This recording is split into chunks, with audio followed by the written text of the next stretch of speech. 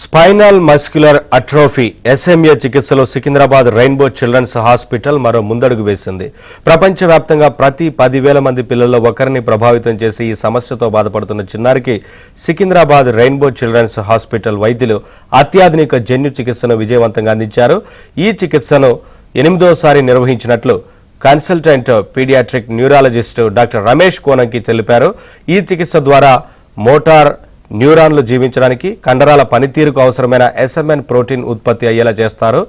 ఒక డోసుకు సుమారు 14 కోట్లు ఖర్చయ్యే ట్రీట్మెంట్ ప్రస్తుతం ప్రపంచవ్యాప్తంగా అందుబాటులో ఉన్న అత్యంత ఖరీదైన చికిత్సల్లో ఒకటిగా పరిగణించబడుతోందని డాక్టర్ రమేష్ కోనంకి తెలిపారు.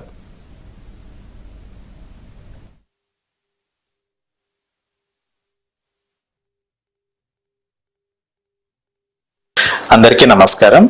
నేను డాక్టర్ రమేష్ కోనంకి, చిన్నపిల్లల న్యూరాలజిస్ట్ ని, రెయిన్బో చిల్డ్రన్స్ హాస్పిటల్ సికింద్రాబాద్ లో. సో ఎస్ఎంఏ ఉన్న పిల్లలకి ఒక్క మెడిసిన్ ఇస్తేనే సరిపోదు.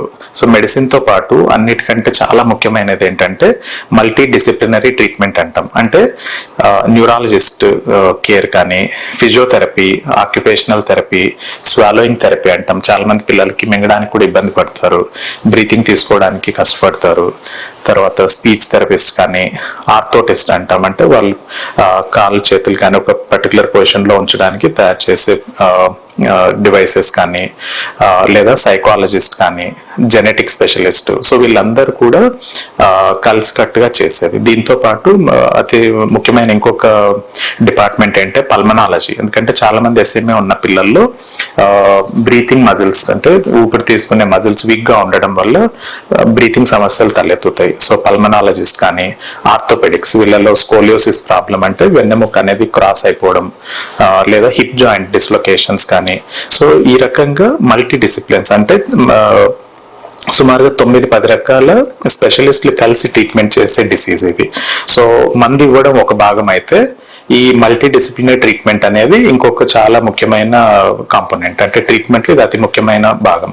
సో మన తెలుగు రాష్ట్రాల్లో రెయిన్బో చిల్డ్రన్స్ హాస్పిటల్ ఇది ఒక్క హాస్పిటలే మనం జీన్ థెరపీ ఇవ్వడానికి కావాల్సిన సదుపాయాలు ఉండడం, ప్లస్ ఈ ఇన్ని రకాల స్పెషలిస్టులు కూడా ఒక టీం లాగా ఫామ్ అయి ఎస్ఎంఏ ఉన్న పిల్లలకి సర్వీసెస్ అందించగలుగుతున్నాం. ఉన్న కొద్దిపాటి ట్రీట్మెంట్స్ లో జీన్ థెరపీ అనేది ఒక ట్రీట్మెంట్. అంటే ఏదైతే జీన్ పుట్టుకతోనే ఈ పిల్లల్లో లోపం ఉందో ఆ జన్యుని కృత్రిమంగా తయారు చేసిన జీన్ ని ఇంజెక్షన్ ద్వారా ఇవ్వడం, ఇది ఒక ట్రీట్మెంట్. సుమారు 8-7 సంవత్సరాల క్రితం ఇది మార్కెట్లోకి అందుబాటులోకి వచ్చింది. కానీ ఇండియాలో ఇంతవరకు ఇది మార్కెటింగ్ చేయలేదు. సో ఇది అవైలబుల్ లేదు ఇండియాలో మనకు కొనుక్కోవడానికి. సో ప్రస్తుతం అయితే ఇది దిగుమతి చేసుకుని ఇంజెక్షన్ తీసుకోవాల్సిన పరిస్థితి ఉంది. 10 మంది పిల్లలకి ఇవ్వడం జరిగింది. 10వ కేసు లాస్ట్ వీక్ ఇవ్వడం జరిగింది. సో ఇప్పటి వరకు ఇచ్చిన కేసెస్ లో 9 మంది పిల్లలు చాలా మంచి